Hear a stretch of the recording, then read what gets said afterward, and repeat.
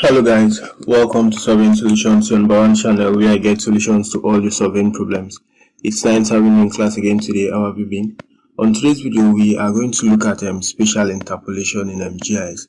We are going to use a few techniques to carry out spatial interpolation. Now, basically, it simply means the process of using points that you know their values to determine points that to determine the values of other points, right? Good, of other unknown points. Now we know these points, these are actually elevation points.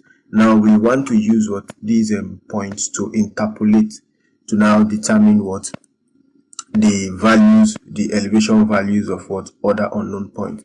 So if we open up the attribute table, you can see they are identified by their longitude and their latitude, and then we have what the altitude information, right? Good. So yours might be for temperature, rainfall, or maybe even elevation, any other discrete data that you are trying to look at. So we are going to use different tools, and then you come under the processing. Then you look out for toolbox, right? So we already have as the processing toolbox, right? Good. Now under the processing toolbox, there is a dedicated tab for interpolations. So we are going to look at a few of them under this interpolation, right? Now the first of which we are going to consider on today's video is what the inverse distance weighted method, right? Good. That's the IDW interpolation. So let's open it up. So when you read this brief description, it gives you what an idea of what this particular interpolation technique does. So the vector layer we are going to impute for our interpolation is what this elevation data we have there. The elevation layer we have there, right? Good, that contains our elevation data. So the interpolation attribute, which is now what the altitude, right? Good. So we add it there. Then we are going to leave what the distance coefficient to be as default as it is. The next thing to consider is what the extent. So we use this drop down, calculate from layer, then we are going to use this asalga to define the extent, right? But that's why we have it there. Then for the output raster size, let's make it 500, and then we are going to leave it as a temporary file, right? Good. So now let's run. Good. So we have what an interpolated data which we are going to modify. We come down to symbology under the properties, and then we make it single band pseudo color. Then we change this to 2 decimal places here, the precision. Then for the color ramp, I'll prefer we use turbo. Then for the mode, let's use equal interval or maybe quantile, depending on what you want to use. And then let's make this about 4, right? Good. 4 classes. Let's apply that and see. From the representation we have here of the interpolated value using IDW, we can see that the points of higher elevations are represented in red, right? Good. So let's close this up. Let's move this up a bit here. Good. So we can decide to label our elevation value on that layer. So we come down to labels, we use single labels, and then the value, or let's say the field we want to use is altitude, and then I would like to add the unit. So we are going to say the double bar for concatenation. Then we now like to leave a space, and you can see from the preview that we have attached the meters to it. Then for the font, let's use Times New Roman. Let's make it italicized, and then let me make it 8. So these are some optional stuff you can actually do on your labeling, just to give better insights to your data, right? Now we have the first interpolation done, and then from the representation we can see here, we can see that we have 20.8, we have 19.1. These are points that are actually of what higher elevation, and then you can see the colors are different from those other points, right? Now let's come back to the processing toolbox. Let's look at what thin. Now before we move to thin, the IDW method. Now in the IDW method, the sample points are weighted during interpolation, such that the influence of one point relative to another declines with distance from unknown point that wants to be created, right? Good. So that's just a brief description of the IDW interpolation. Now let's look at what TIN. Now for TIN, that's the triangulated irregular network. It creates what?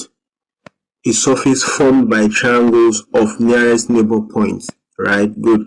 Now when we impute our vector layer to be this elevation, the interpolation value to be altitude, we add it up there. Then the interpolation method is linear, right? Good. Then the extent which we have used earlier was Asalga. Then the row, let's make it 500. And I think every other information should be left as what default, right? Now use Z coordinates for interpolation if possible. Let's now run. Good. So we have what our TIN, because from the description or from what we have said earlier, it creates a surface formed by triangles of nearest what neighbor point. So if we repeat the same symbology for this one by making this 2, taking the color ramp to toggle, making it equal interval, reducing the class to about 4, and I think basically that's the same thing we had done for the other one. If we apply it, we are going to see similar representation, right? Let's okay, let's close this. Let's put this one out.